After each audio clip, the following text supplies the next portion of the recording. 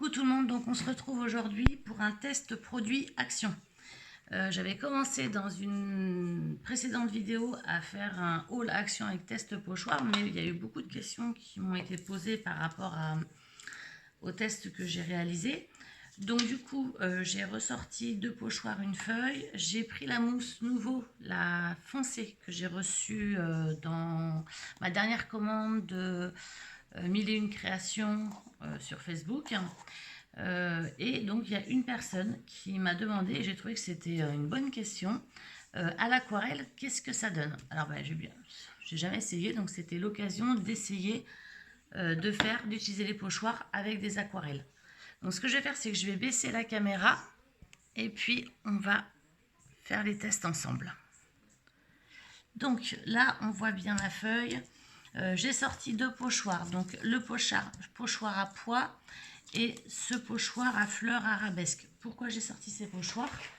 Parce que j'ai commencé à faire mon album de Noël et vous allez pouvoir voir que dedans il y a des pois. Donc je voulais faire des pochoirs que je pourrais éventuellement utiliser pour mettre dans cet album. Et puis après, alors là j'ai pas encore mis vraiment ce qui était arabesque, le papier arabesque, mais voilà, il y a des papiers à motifs qui me faisaient penser un peu à des arabesques. Alors, au niveau de l'aquarelle, vous allez la trouver de différentes solutions.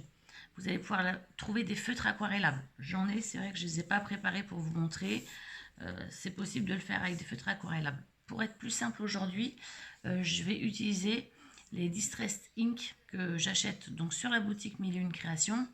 Elle fait souvent des offres. Là, il y a une offre surprise en ce moment pour 10 couleurs, panache de 10 couleurs.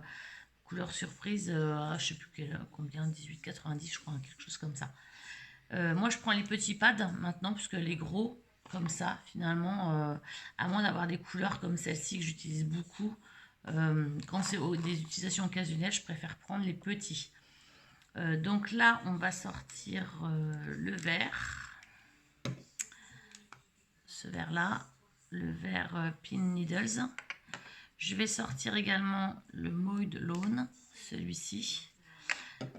Et je vais prendre le rouge. Il fait framboise comme ça, mais vous voyez sur l'étiquette, il est quand même plus marqué. Et donc le rouge qui est le Festive Berries. Et puis donc j'ai sorti, je vais pas vous dire le nom parce que c'est un peu compliqué, j'ai pas un super accent anglais. Voilà, celui-ci que j'aime beaucoup. Donc j'ai sorti également les mousses. Moi je les mets en petits sachets, toutes mes mousses. Là il faut que je mette mes étiquettes. Mais voilà, ça c'est mes mousses qui sont donc utilisées pour chaque encre. Donc là je vais prendre les nouvelles que j'ai reçues hier. Hop, tac tac tac. Donc ce que je vais faire, c'est que je voulais faire un halo lumineux sur le centre et plus clair sur les autres zones. Je vais aller chercher du washi tape pour mettre pour tenir ma feuille.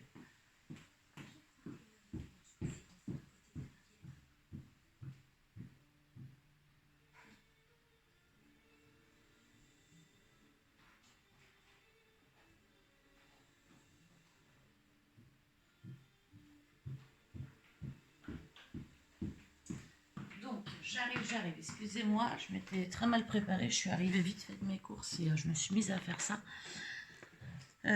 Quand je vous parlais des crayons aquarellables, les feutres aquarellables, vous allez en trouver en magasin de loisirs, par exemple Cultura, etc., Majuscule, Dalbé, etc. Vous allez trouver ce type de feutres aquarellables avec des mines comme celle-ci.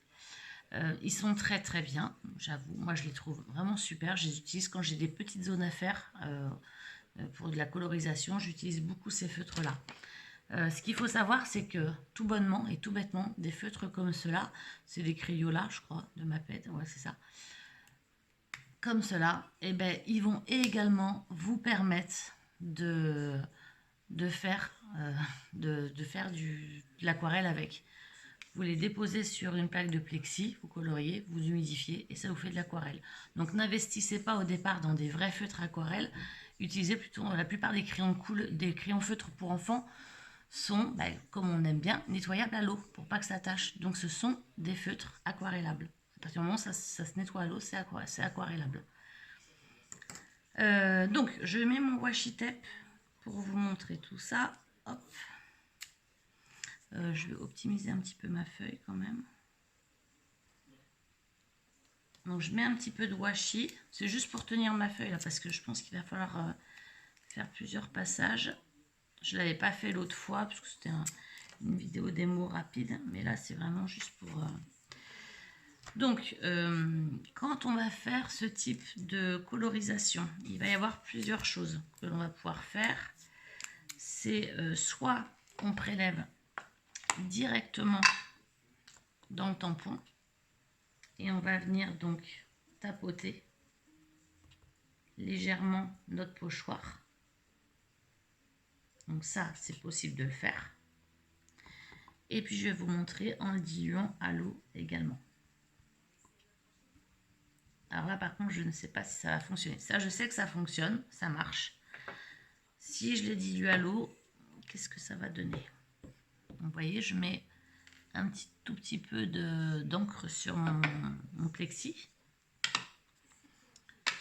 Je viens vaporiser de l'eau dessus.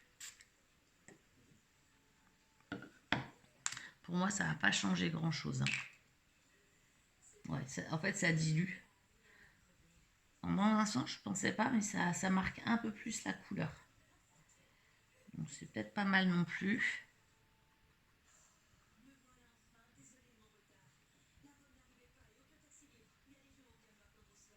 Donc, si ça fonctionne. Je vais en mettre un petit peu.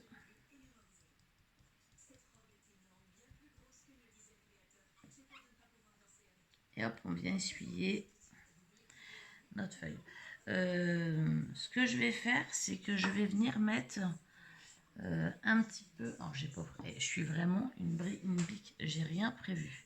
Je vais venir mettre un peu de rouge parce que je veux absolument qu'il y ait un petit peu de rouge. Donc, comme vous voyez, le rouge, il marque très très bien. Donc, je viens vaporiser. Je viens mettre une mousse pour mon rouge. Et je vais venir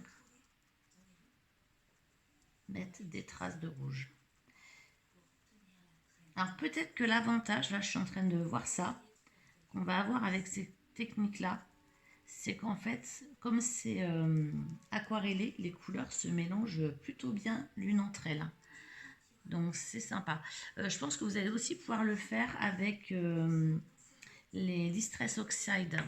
Après, elles sont un peu plus... Elles ont un aspect craie à l'intérieur. Donc elles seront peut-être plus couvrantes en termes de couleur. Vous verrez moins la transparence, le papier par transparence. Mais par contre, ça peut être vraiment sympa comme résultat également, la Distress Oxide. Après, ça va s'utiliser de la même façon. Moi, je ne l'ai pas prévu. Je ne vais pas aller la chercher exprès pour vous montrer. Franchement, ça ne changera strictement rien. Ça s'utilisera exactement de la même façon. Donc là, on vient réhumidifier de temps en temps.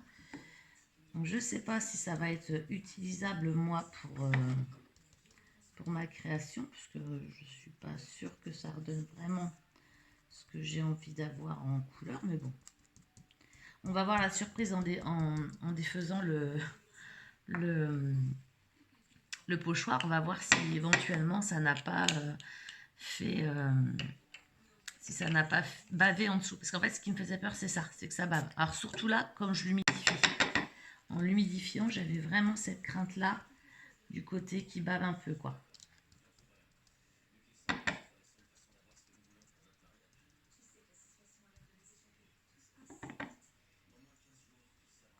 Allez, on va dire que c'est bon. Donc du coup, je vais venir enlever les scotch de mon pochoir et on va voir ce que ça donne. Je vous garantis rien. C'est un essai grâce à une de mes abonnées qui est ma pro, qui m'a suggéré en fait cette idée-là. Est-ce que ça marche avec ça? Eh bien écoutez, franchement, ça fonctionne et ça fonctionne plutôt bien et c'est sympa parce que finalement ça fait des beaux dégradés comme des dégradés à l'aquarelle. Donc merci à cet abonné, je me rappelle plus de son nom. Merci de m'avoir donné en fait m'avoir demandé si ça fonctionnait à l'aquarelle. Ben, maintenant, tu as la réponse, ça fonctionne. Bon, ça fait quand même pas aussi net, hein. Franchement, voilà. On voit, il y a des endroits où ça a bavé un petit peu. Mais bon, c'est faisable. C'est quelque chose qui est jouable. On peut la travailler. On peut travailler le pochoir aussi avec des aquarelles ou avec des feutres. Ce que je ne vous ai pas montré, on peut aussi travailler ça avec des gélatos. Donc les gélatos, c'est un peu c'est un peu pareil. C'est de l'aquarelle en stick en fait, hein, qu'on vient de la même manière déposer sur une planche de plexi. Et puis après, en l'humidifiant, elle va venir, vous voyez, s'aquareller tout doucement. Hein. Et ça s'humidifie vraiment bien. Hein. Vous voyez, ça se travaille bien. C'est un peu plus couvrant que les pâtes d'aquarelle. Donc ça, c'était pour les pochoirs et l'aquarelle. J'ai une autre abonnée qui m'a demandé, bah, c'est bien, tu as trouvé des coupons de tissu, c'est super, mais qu'est-ce que tu vas en faire, comment tu les utilises? Donc moi, je les utilise régulièrement pour faire des tranches d'albums. L'idée, c'est que soit on fait une couverture avec, mais dans ce cas-là, il faut acheter tout en double pour avoir des recto verso, ou alors on utilise la longueur et on fait des tranches d'albums. Donc, je vais reprendre cet album-là. Donc, je ne sais pas comment je vais faire, parce que j'avais vraiment l'idée d'utiliser ce papier-là, ce tissu-là, pour mettre ici. Sauf que, comme vous le voyez, je vais avoir un petit souci, c'est que ma couverture est trop grande. Mais en fait, après coup, je me suis dit, en fait, on peut quand même le mettre comme ça. Et moi, je vais venir orner d'une dentelle. Donc, je vais mettre mon papier à motif en dessous. Je vais venir coller ça dessus. Je vais venir mettre une dentelle par transparence. Et là, je vais venir remettre un autre papier à motif et je vais venir couvrir ici. Donc, voilà moi comment je vais les utiliser. Et puis, je mettrai une pampille à suspendre ici. Après, je sais que certaines les utilisent pour faire des découpes. Donc, je n'ai pas essayé dans la machine de découpe. Je ne sais pas exactement comment ça se découpe. Mais pourquoi pas, dans une machine de découpe, pourquoi pas aussi. Je ne vous ai pas montré quelque chose. Je pense qu'il faut quand même que vous vous méfiez quand vous l'achetez. Moi, celui-ci, je suis tombée sur une chute de tissu. Et donc, vous allez voir que, je ne sais pas si vous le voyez bien, mais en fait, il est marqué tout en haut. Il y a en fait des points. Hein, qu'on retrouve ici, donc il est marqué. Donc ça veut dire que je sais très bien que cette chute-là, je ne vais pas pouvoir l'utiliser dans son intégralité, mais je vais être obligée de la couper en haut. Hein, donc ça, méfiez-vous quand vous achetez vos rouleaux de tissu. Hein. Eh bien écoutez, c'était tout pour cette petite vidéo. J'ai déjà passé 12 minutes. J'espère que vous m'avez bien entendu. Montez le son, abonnez-vous, likez, et puis on se revoit dans... Hop, je vous dis au revoir quand même. On se revoit dans une prochaine vidéo. Je ne sais pas ce que je vais faire. Je n'ai pas regardé. On va se revoir dans une prochaine vidéo. Ciao, ciao!